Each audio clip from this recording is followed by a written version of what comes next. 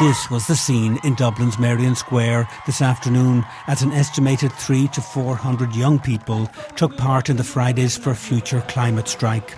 Our message is preserve, don't pollute. So it's all about the idea that we should be prioritising and looking after the planet that we already have instead of emitting more carbon emissions.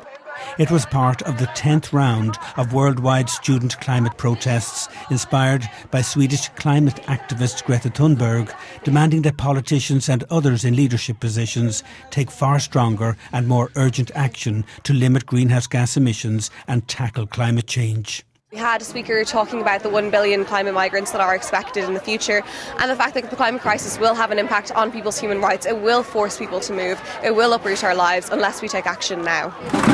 There were demonstrations too in Letterkenny, Galway, Sligo, Belfast and here in Cork. We're striking today because it's so important to hear young people's voices on this issue, because it's our future that's at stake as a result of the government's inaction on climate change.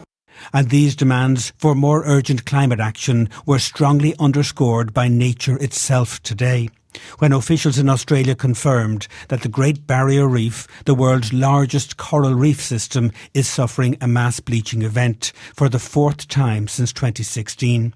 The bleaching is the result of hotter seas, which kill the tiny algae that are so essential for the vibrancy of these corals, home to 1,500 species of fish and 4,000 types of molluscs.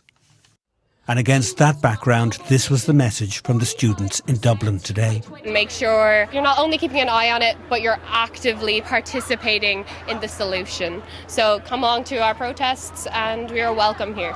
Fridays for Future, who organised this event, emailed 190 secondary schools prior to the event looking for support. They didn't receive a single response back from any school, which highlights the fact that the students who were here today had to go out of their way and to some extent take risks to be here.